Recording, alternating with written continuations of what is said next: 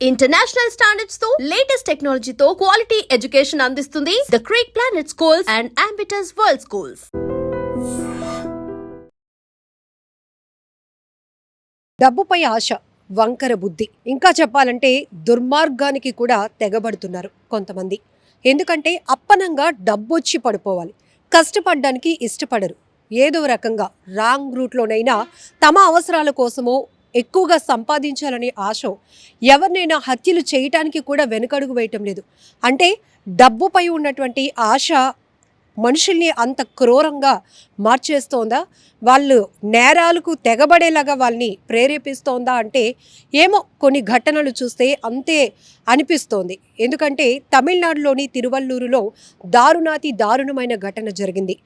తండ్రికి సంబంధించినటువంటి 3 కోట్ల రూపాయల బీమా డబ్బుపై ఆశపడ్డ కన్న కొడుకులే కన్న తండ్రి అని కూడా కనికరం లేకుండా కడతీర్చారు, ప్రమాదంగా చిత్రీకరించారు. పోలీసులను, బంధువులను, కుటుంబ సభ్యులను తప్పుదోవ పట్టించాలనుకున్నారు.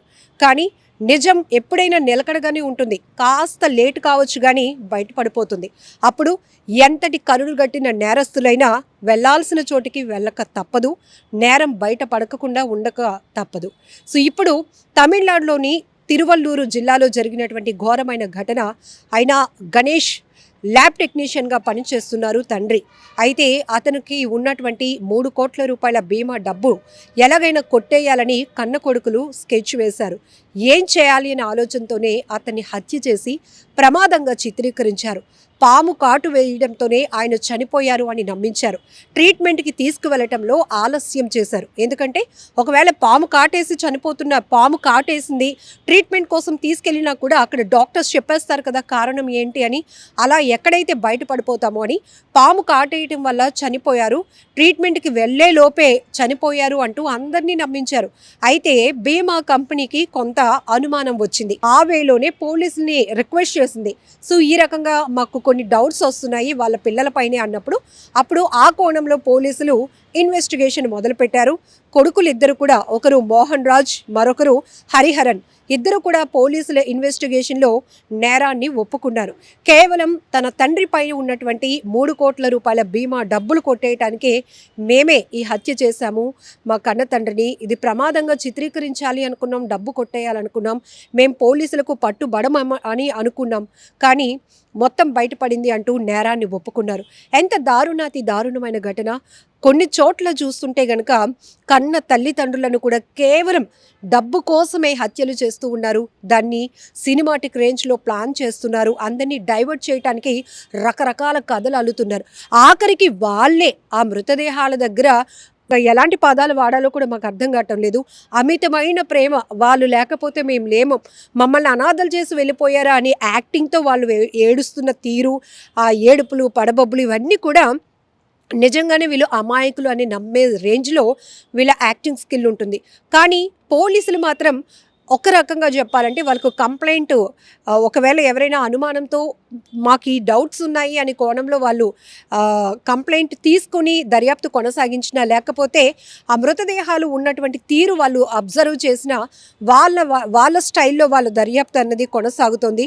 అందులో నిజానికి అందరూ విస్తుపోయేటటువంటి ట్విస్టులు కూడా ఈ మధ్య మరి సోషల్ మీడియా ప్రభావమో లేకపోతే ఈ వెబ్ సిరీస్ ప్రభావమో తెలియదు, కానీ కొంతమంది ఎక్కడ లేని క్రిమినల్ మైండ్ సెట్తో చాలా అంటే దుర్మార్గంగా ఆలోచన చేస్తున్నారు, స్కెచ్ వేస్తున్నారు. ఎవరికి పట్టుబడకూడదు అనుకుని చాలా జాగ్రత్తలు తీసుకుంటూనే అసలైన ట్విస్ట్లు దొరికిపోతున్నటువంటి పరిస్థితులు కూడా ఉన్నాయి. నిజంగా కన్న పిల్లలు అంటే తల్లిదండ్రులు ఎంత బాగా చూసుకోవాలి. ఈ వయసులో కూడా ఫోటో చూస్తున్నారు కదా ఆ పెద్ద ఆయనది, ఆ వయసులో కూడా ఆయన ఒక ల్యాబ్ టెక్నీషియన్గా పనిచేస్తున్నారు. కష్టపడాలని ఆలోచనతో వెళ్తున్నప్పుడు ఆ రూట్ని ఎంచుకొని ఆ కన్న తల్లిదండ్రులు ఇన్స్పిరేషన్గా తీసుకొని వీళ్ళు కూడా కష్టపడి ముందుకు వెళ్ళాలి. కానీ కన్న తల్లిదండ్రుల దగ్గర ఉన్న డబ్బు కొట్టేయాలని, కాజేయాలనే దుర్మార్గంతో వాళ్ళని చంపడానికి అసలు ఆలోచన వస్తుందంటేనే వీళ్ళు ఎంత దుర్మార్గంగా, ఎంత క్రూరంగా ఉన్నారో కూడా అర్థమైపోతోంది. మనుషుల రూపంలో చాలామంది మృగాల కన్నా దారుణంగా మారిపోతున్నారు. వీటన్నిటికీ కారణం ఆర్థికపరమైన అంశాలే. రెండోది వివాహేతర పరమైనటువంటి సంబంధాలు. ఈ రెండే ప్రధాన కారణంగా ఎన్నో హత్యలు జరుగుతున్నాయి. అయితే ఇప్పుడు సోషల్ మీడియా యాక్టివ్ అవటం వల్ల ఏ చోట ఏ మారుమూల ప్రాంతంలో ఎలాంటి చిన్న ఘటన జరిగినా ఇమీడియట్గా క్షణాల్లో అది ప్రపంచానికి తెలిసిపోతోంది. మరి ఇలాంటి అప్డేటెడ్ టెక్నాలజీలో ఉన్నాం. అలాంటి పరిస్థితిలో ఇలాంటి వాళ్ళు ఇంత దుర్మార్గంగా ఆలోచిస్తున్నారు అంటే ఇక బంధాలకు బంధుత్వాలకు అసలు విలువ ఎక్కడుంది? అసలు ఏం నెక్స్ట్ కమింగ్ జనరేషన్కి కానీ ఇప్పుడున్న జనరేషన్కి కొంతమంది ఏం చెప్పాలనుకుంటున్నారో కూడా అర్థం కావటం లేదు. ఈ మధ్య చూస్తుంటే క్రైమ్ కేసెస్ అన్నీ కూడా ఎక్కువ శాతం కన్న పిల్లల్ని కూడా హత్యలు చేయడం వేరొకరి కోసం, లేదంటే ఇలాంటి బీమా డబ్బుల కోసమో, ఆస్తి మా పేరు మీద రాసి ఇవ్వలేదని ఇంకెందుకు ఈ కన్న తల్లిదండ్రులని వాళ్ళు గెంటేయటమో, వాళ్ళని చంపేసి యాక్టింగ్ చేయటమో ఇట్లాంటివి ఎక్కువ చూస్తున్నాం. ఇక వివాహేతర సంబంధాల విషయంలోనైతే భార్య చంపడం, భార్య భర్తను చంపడానికి ప్లాన్లు చేస్తూ ఉండటం, ఇవన్నీ కూడా చాలా దారుణాతి దారుణం. ఈ క్రైమ్ రేట్ కానీ ఇలాంటి నేర ఘటనలు కూడా సొసైటీ పైన చాలా ప్రభావం చూపిస్తున్నాయి. అసలు ఇలాంటి వార్తలు చెప్పడానికి కూడా మాకు భయం వేస్తోంది. కానీ తెలుసుకోవాలి, ఒక నాలెడ్జ్ అనేది వస్తేనే ఎవరు ఎలా ఉంటున్నారు, ఎవరిని నమ్మాలి, ఎవరిని నమ్మకూడదు, అసలు స్వతహాగా వాళ్ళంతలు వాళ్ళు తమ జీవితం పైన ఎలాంటి వ్యక్తిగత శ్రద్ధ తీసుకోవాలి అనేది కూడా ఇక్కడ అర్థం కావాలని ఇప్పుడు మేం చెప్పకపోయినా ఏదో ఒక రకంగా ఈరోజు చేతిలో సెల్ ఫోన్ ఉన్న ప్రతి ఒక్కరూ కూడా ఒక రిపోర్టర్లా మారిపోతున్నారు. క్షణాల్లో ఆ వీడియోలు వచ్చేస్తున్నాయి.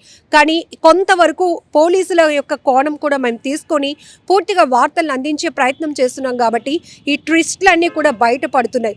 సో ఇలాంటి తరహాలో ఇలాంటి సొసైటీలో మనం ఉన్నామని ఒక్కొక్కసారి ఒక్కొక్క రకమైన ప్యానిక్లోనికి వెళ్ళిపోతున్నారు ప్రజలు.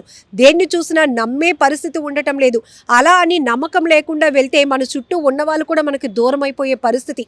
ఇది అనాలిసిస్ చేసుకుంటూ పోవాలంటే ఇంకా కొన్ని మాటలు అయితే సరిపోవు. ఏది ఏమైనా మొన్న కూడా ఒక ఘటన జరిగింది, మీ అందరికీ తెలుసు. అనకాపల్లి జిల్లా కేంద్రంగానే సొంత మామనే అల్లుడు తన కొడుకు సహాయంతో మరొక నలుగురి సహాయంతో అతని పేరు మీద రకరకాల ఇన్సూరెన్స్ పాలసీలు కట్టించి ఆ తర్వాత అతన్ని హత్య చేసి, అది కూడా ప్రమాదంగా చిత్రీకరించడానికి ఒక రోడ్డు ప్రమాదంలాగా సీన్ని క్రియేట్ చేసి ఆ కేసులో కూడా పోలీసుల్ని డైవర్ట్ చేశారు, బంధువుల్ని నమ్మించారు. ఆఖరికి ఈ మొత్తం ఆ మృతుడి పేరు మీద ఉన్నటువంటి ఇన్సూరెన్స్లన్నీ పోలీసులు ఇన్వెస్టిగేషన్లో తేలింది ఏంటంటే ₹1,00,00,000 పైనే ఆ మృతుడి పైన ఉన్నటువంటి, అంటే ఆ మామగారి పేరు మీద ఉన్నటువంటి ఇన్సూరెన్స్ పాలసీలు కేవలం ఆ డబ్బులు కొట్టేయటానికి అల్లుడు తన అప్పులు తీర్చుకోవటానికి అక్కడ పథకం వేశాడు. ఆయన కొడుకు సహాయం కూడా తీసుకున్నాడు. అబ్బాయి మైనర్ 19 years ఉన్నటువంటి అబ్బాయి సహాయం తీసుకున్నాడు. అవుటర్స్ మిగతా వేరే వాళ్ళు కూడా సుపారీ ఇచ్చి డబ్బులు ఆశ చూపించి ఈ క్రైమ్లోనికి దించారు. అలా ఒక మామయ్యను ఒక అల్లుడు చంపాడు. ఇక్కడ తమిళనాడులో జరిగిన ఈ ఘటనలో 2 కొడుకులు కన్న తండ్రినే బీమా డబ్బుల కోసం హత్య చేసి ప్రమాదంగా చిత్రీకరించే ప్రయత్నం చేశారు. చాలా దారుణంగా ఉంది కొన్ని పరిస్థితులు చూస్తుంటే. ఈ ఘటనపై మీరేమంటారో కామెంట్ బాక్స్లో మెన్షన్ చేయండి. And for more videos, Please subscribe to iDream. Please subscribe to iDream. Please subscribe iDream. And please subscribe to iDream. For more videos, subscribe to iDream. please like, share and subscribe to the channel. Congratulations, iDream. Subscribe to iDream. Subscribe to iDream. So subscribe to iDream Media. iDream ki iDream team andarki huge congratulations. Please subscribe iDream Media. Please subscribe to iDream. Subscribe iDream. Please subscribe to iDream. iDream అంటే నా కళల channel subscribe చేసుకున్న నోరు తిరుగుతలేదు, మీరైతే గంట గుర్తు కొట్టండి. For more such videos, please subscribe to iDream. Subscribe to iDream. Please subscribe to iDream. Please subscribe iDream Media. Please do subscribe to iDream. Please subscribe to iDream Media. For best entertainment and information, please subscribe iDream. And don't forget to subscribe to iDream.